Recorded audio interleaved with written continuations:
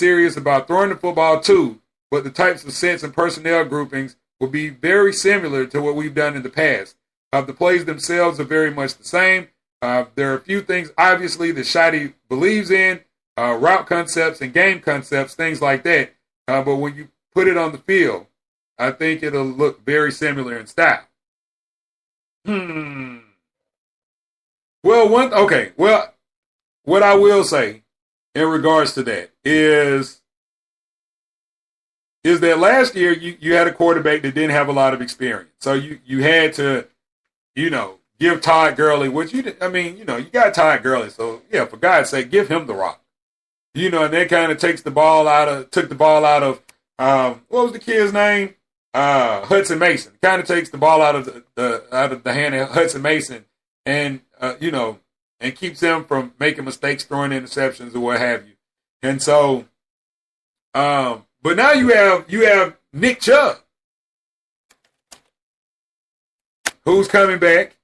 And look, man, Nick Chubb stepped in and did just as good of a job, if not better job, than Todd Gurley for the amount of time that he played. So, looking at Georgia, 2014, 10-3, 6-2 in the SEC. That was good enough for a second place finish in the East, but that's not what we're going for. Coach Richt, as I mentioned, making his 15th appearance at SEC Media Days. He's 136-48 in 14 complete seasons at Georgia. So this year, Georgia bringing back 14 starters, 6 on offense, 6 on defense. You have Nick Chubb, chubby time, baby. Well, I hate that, but Nick Chubb's coming back. Then you have Sony Michel. Malcolm Mitchell will also be back. The offensive tackle, John Theus, is back. Jordan Jenkins is back. Leonard Floyd is back. And Lorenzo Carter is back. But here, did you notice a name that I didn't say?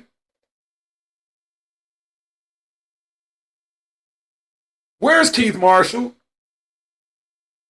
Or do they just not even expect this kid to even be a factor this year? It's going to be interesting. Because, with the run game, when Keith Marshall came into Georgia, he was actually ranked higher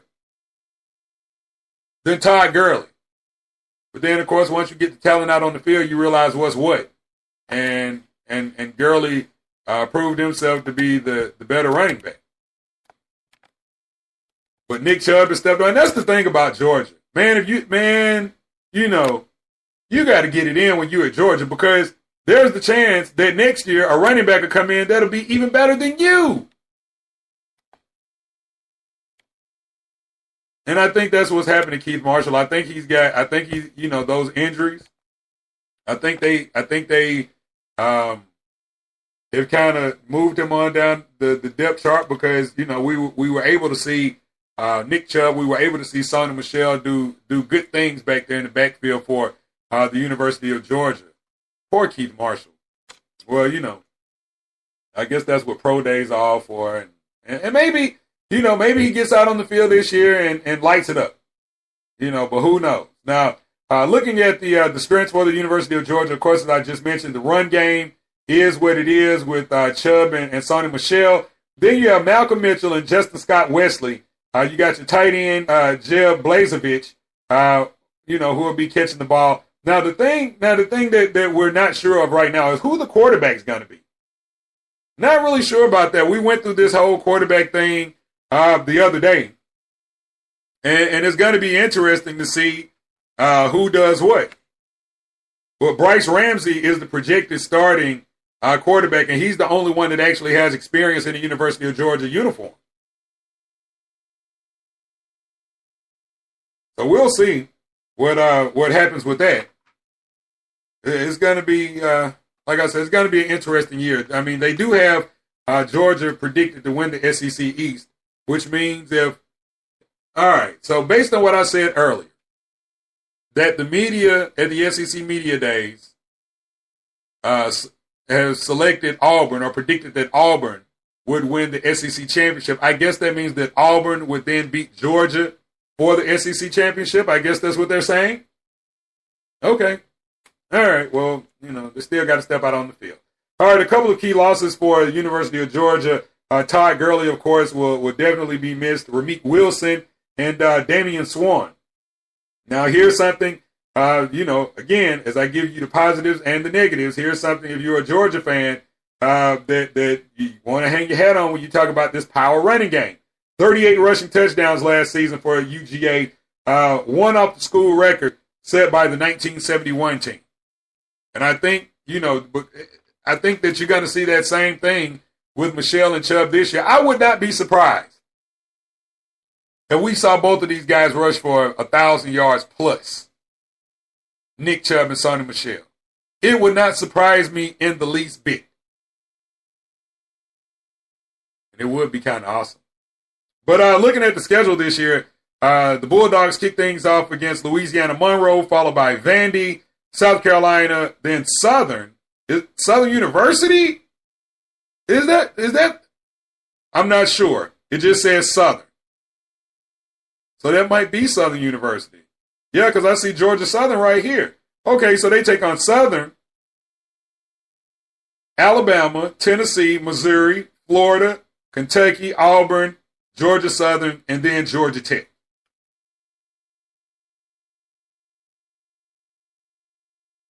Wow. Southern University about to get a payday. If that is the Jaguars, they're about to get a serious payday. But let's talk about Nick Chubb real quick.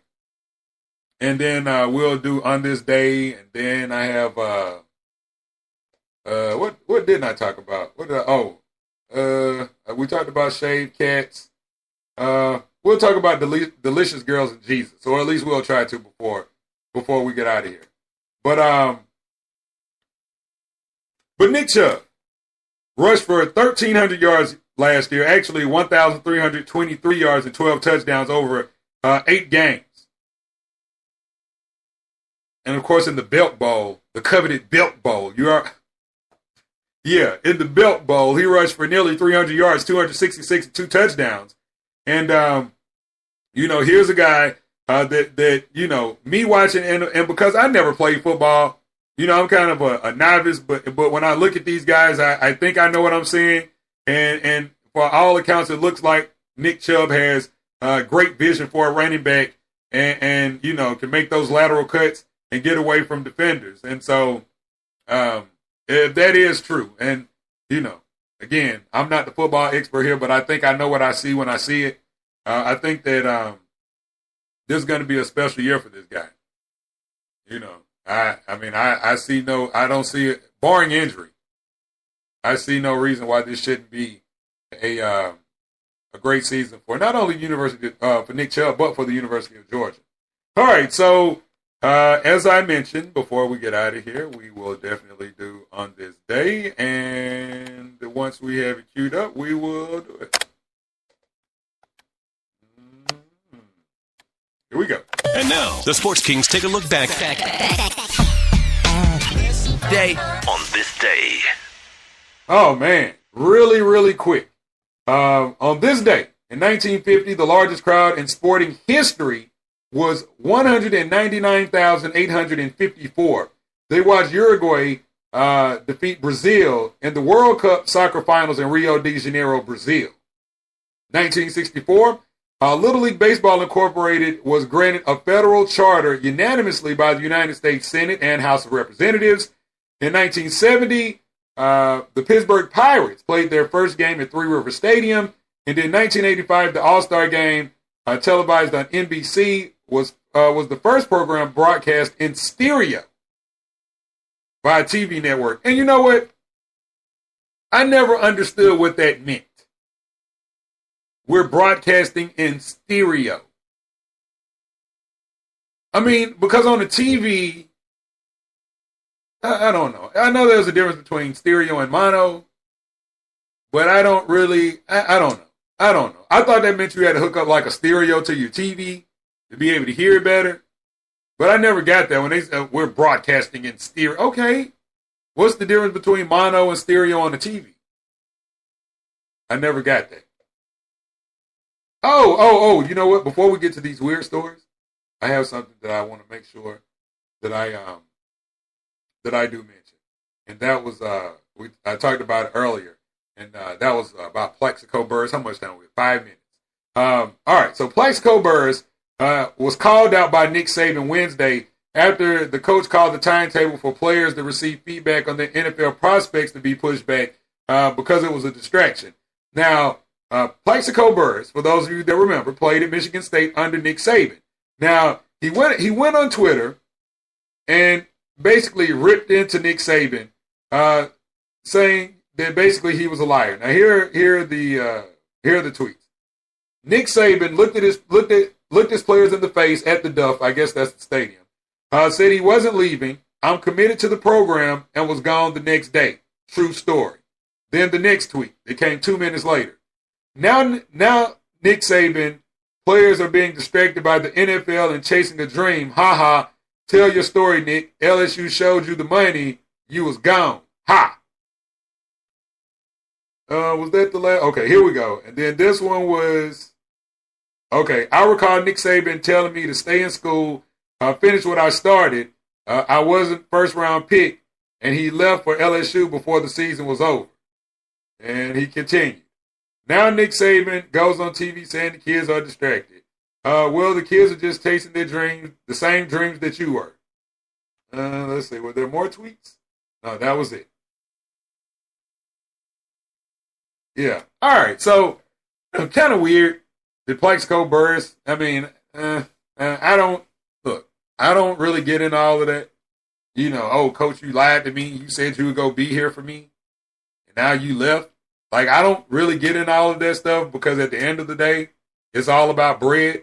You know, if the coach has the opportunity to make more money somewhere else, it's the coach's prerogative to leave and go make money somewhere else. Just like if you're a college football player and you're eligible to go to the draft, guess what? If that's your prerogative to go to the NFL, to go to the NBA, to go to wherever and make bread, then that's your prerogative. That's your prerogative. Now, were the players distracted? Hell, they might have been. But if I had a couple $1 million dangling over my head, guess what I'd be too? Damn distracted. It wouldn't even have to be it could have been a couple 100,000. I would have still have been distracted. So, all right. So now that we've given Plaxico Burress his few minutes of fame today, let's get into some of these wacky stories before we get up out of here. But you know what? Before we go, I want to give you my Mount Rushmore of sport. No, I'm just playing. All right, so quickly, there is a petition right now, and I'm just saying this off the top from what I read earlier.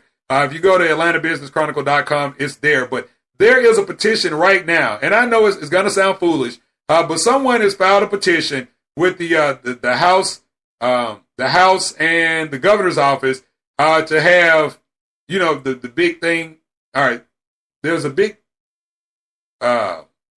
argument going on about these Confederate generals and leaders being up on Stone Mountain in light of the whole Confederate flag thing.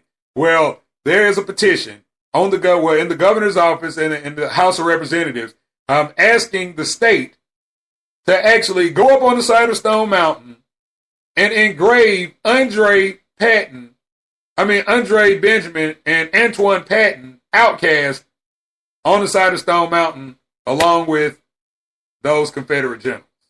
I just can't make this stuff up.